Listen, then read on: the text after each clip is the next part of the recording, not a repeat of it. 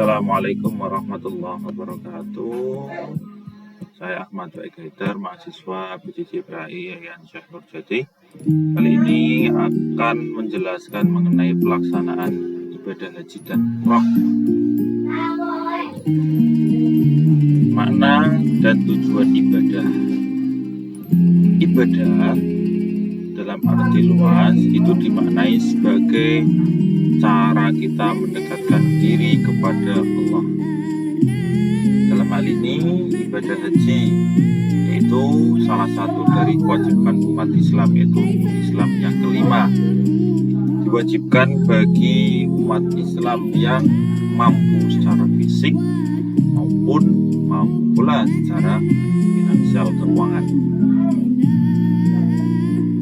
Umroh itu dapat dikatakan sebagai haji kecil, di mana pelaksanaannya dapat dilaksanakan kapan saja tanpa menunggu waktu tertentu.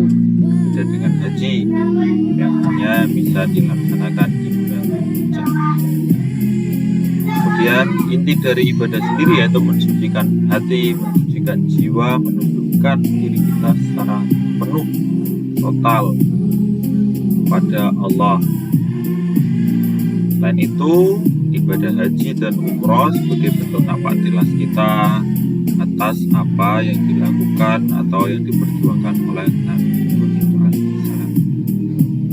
Rukun haji itu ada 5. Yang pertama ihram, tawaf, sa'i, tahallul, dan wukuf. Ihram yaitu niat suci untuk melaksanakan ibadah haji. Biasanya ihram disertai dengan memakai pakaian khusus. Kemudian tawaf, berputar mengelilingi Ka'bah selama 7 kali berlawanan arah jarum jam. Kemudian sa'i, dari kecil dari Bukit Shafa ke Bukit Marwah. Tahallul itu mencukur sebagian rambut, dan yang terakhir wukuf, berdiam diri di Arafah. Wajib dan sunnah dari ibadah ini.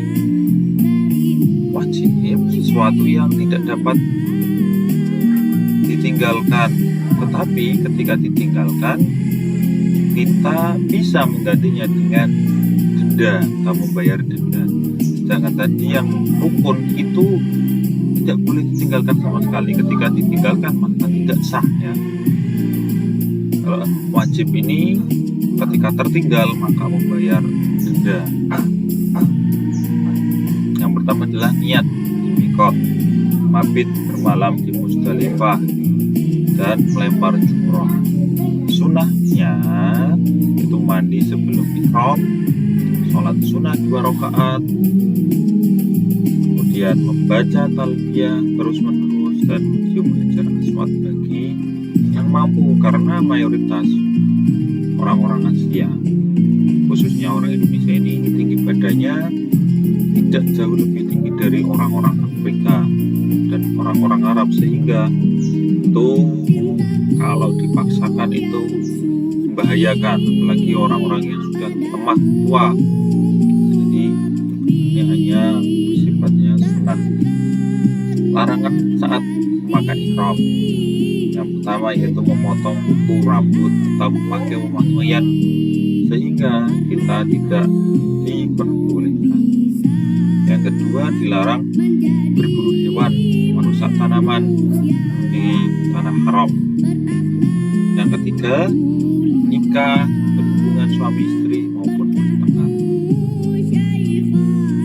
Persiapan ihram sendiri yaitu dimulai dengan thaharah, jadi mandi, potong kuku sebelum berangkat, berpakaian. Dan ihram itu 2 helai kain tanpa jahitan bagi laki-laki, dan untuk wanita adalah menutup aurat. Yang ketiga, miqat dan niat. Berniat di titik batas yang telah ditentukan. Urutan manasik umroh, yang pertama ihram di miqat, tawaf, sa'i dari Shafa ke Marwah, dan tahallul. Urutan manasik haji, tanggal 8 Dzulhijjah itu niat haji dan menuju ke Mina. Hari tarwiyah, kemudian ada tanggal 9 Dzulhijjah wukuf di Arafah, mabit di Musdalifah. Tanggal 10 Dzulhijjah lembar Jumrah Aqobah, tawaf ifadah dan tahallul. Dan tanggal 11 sampai 13 itu bermalam di Mina dan lempar 3 jumrah. Saat melaksanakan ibadah haji, tentu kita harus menjaga stamina-nya. Makanya sebelum melaksanakan ibadah haji dan umroh, biasanya kita dianjurkan untuk memperbanyak jalan kaki agar persiapan sebelum kita melaksanakan ibadah haji dan umroh itu memberikan kekuatan secara fisik.